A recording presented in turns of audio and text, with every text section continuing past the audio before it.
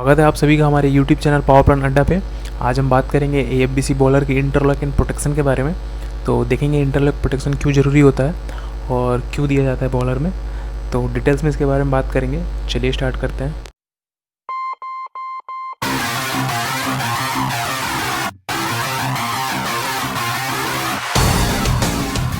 तो देखते हैं कि जो हमारा बॉलर में AFBC बॉलर में जो इंटरलॉक एंड प्रोटेक्शन होता है तो वो क्यों दिया रहता है। नॉर्मली क्या होता है कि जितने भी हमारे इक्विपमेंट्स रहते हैं ना आपके AFBC बॉलर में, जितने भी बॉलर में फैंस हैं, सारे की इंटरलॉकिंग होती है एक दूसरे से। मतलब कि बिना जितना उसको परमिसिव चाहिए स्टार्ट करने के लिए, बिना उस परमिसिव के आप उसको स्टार्ट नहीं कर सकते। ठीक, तो ये सारे इंटरलॉक होते हैं। तो ज़रूरत क्या पड़ती है इंटरलॉक्स की, हम वो देख लेते हैं। Need for interlock and protection, interlock and protection. ठीक, कि हमें इंटरलॉक और प्रोटेक्शन की क्या ज़रूरत पड़ती है। तो पहला तो होता है कि avoid operational faults, okay. Second है आपका एवॉइड इक्विपमेंट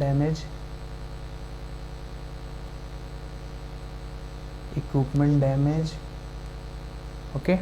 और नेक्स्ट है आपका एवॉइड एक्सीडेंट ऑफ इंडिविजुअल्स। ठीक, और नेक्स्ट है आपका एवॉइड सिस्टम डिस्टर्बेंस, ओके।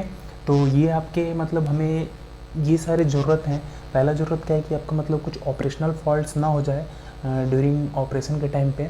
और नेक्स्ट क्या है कि जो हमारे इक्विपमेंट्स वो काफ़ी ज़्यादा कॉस्टली होते हैं, तो उनका कुछ डैमेज ना हो जाए और किसी मैन पावर या फिर किसी इंडिविजुअल का एक्सीडेंट ना हो जाए और सिस्टम का डिस्टर्बेंस ना हो। इसीलिए हमें इंटरलॉक एंड प्रोटेक्शन की ज़रूरत पड़ती है। ठीक, तो देख लेते हैं कि क्या क्या इंटरलॉक एंड प्रोटेक्शन होता है। तो जो हम AFBC बॉलर में सबसे पहले जो हम स्टार्ट करते हैं फैंस, उनमें क्या स्टार्ट करते हैं, सबसे पहले हम ID स्टार्ट करते हैं। ठीक, उसके बाद हम FD स्टार्ट करते हैं, ओके। और उसके बाद हम क्या स्टार्ट करते हैं, PA फैन, ओके। और उसके बाद हम आपका DCF स्टार्ट करते हैं, direct chain feeder, okay. And then ये डायरेक्ट चैन स्टार्ट करते हैं, फिर हम फीडर पे आते हैं, ओके। तो देखते हैं कि जो हमारा ID फैन है, ID फैन की स्टार्टिंग के लिए हमें क्या क्या परमिसिव चाहिए, क्या क्या इंटरलॉक्स होते हैं कि अगर मतलब बिना उसके आप बिना मतलब उस परमिसिव को दिए आप ID फैन नहीं स्टार्ट करते, वो नहीं कर सकते। वो क्या क्या है वो देख लेते हैं पहले। तो जो ID फैन का आपका परमिसिव है वो होता है आपका, इसके लिए जो इंटरलॉक है मतलब इंटरलॉक्स है वो होता है आपका, इसका सक्शन डैम्पर क्लोज कंडीशन में होना चाहिए। ठीक, सक्शन डैम्पर जो है वो क्लोज्ड होना चाहिए, ओके। और इसका डिस्चार्ज डैम्पर भी क्लोज होना चाहिए, डिस्चार्ज डैम्पर भी क्लोज होना चाहिए, ओके। और नेक्स्ट है आपका जो हमारा ड्रम लेवल है, drum level एवब 20% and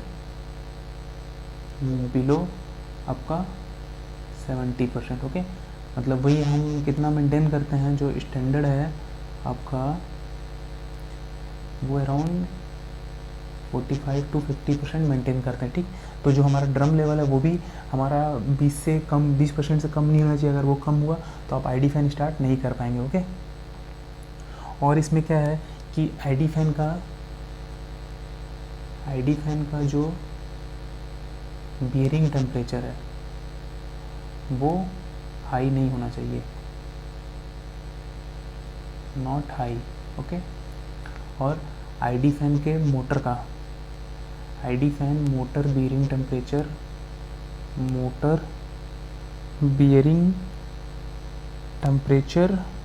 not high, okay. तो ID फैन के लिए हमारे लिए क्या क्या इंटरलॉक्स होता है, एक तो सबसे पहले आपका उसका सक्शन डैम्पर क्लोज होना चाहिए, डिस्चार्ज डैम्पर क्लोज होना चाहिए, और जो ड्रम लेवल है वो अबव 20% होना चाहिए एंड बिलो 70% होना चाहिए, ठीक, तभी आपको इसका परमिशन मिलेगा स्टार्ट करने का।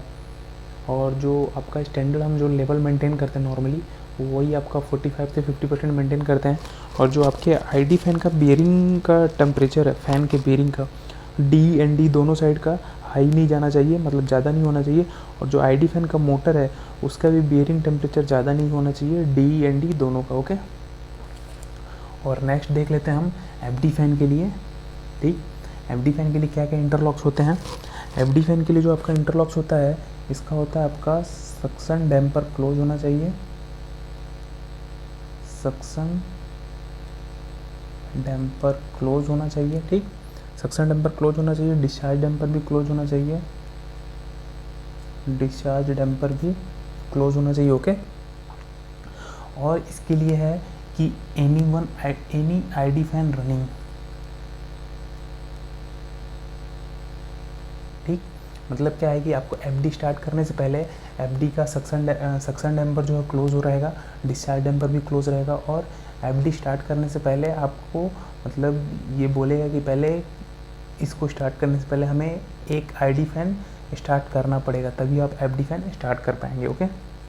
और इसमें भी वो आपका जो बियरिंग टेम्परेचर वो सेम रहेगा, जैसे कि एफडी फैन का bearing temperature not high,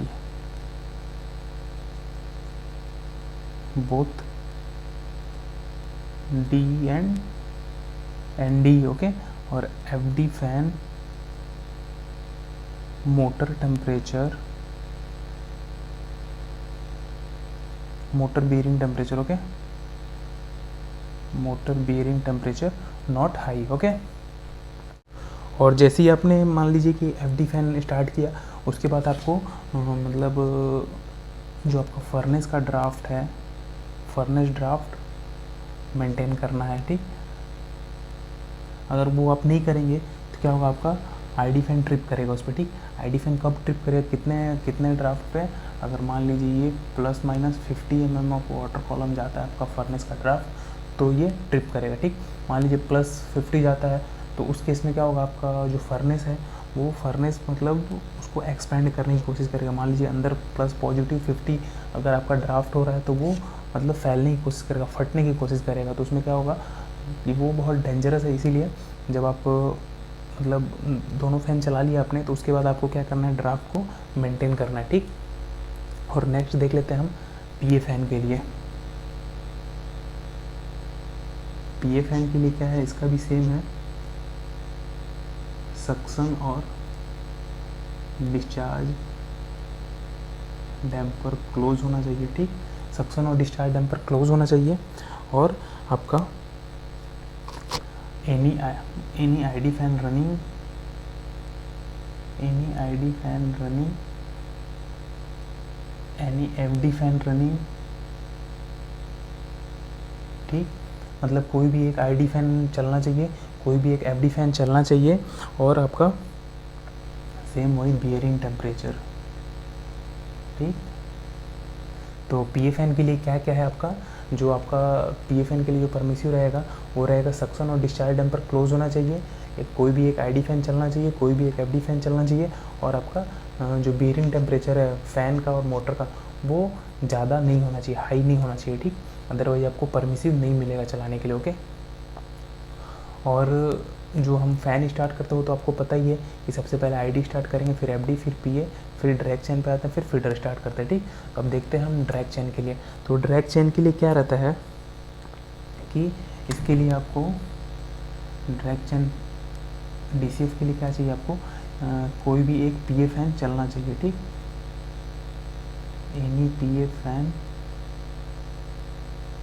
running, okay, यानी पीए फैन रनिंग। और विंड बॉक्स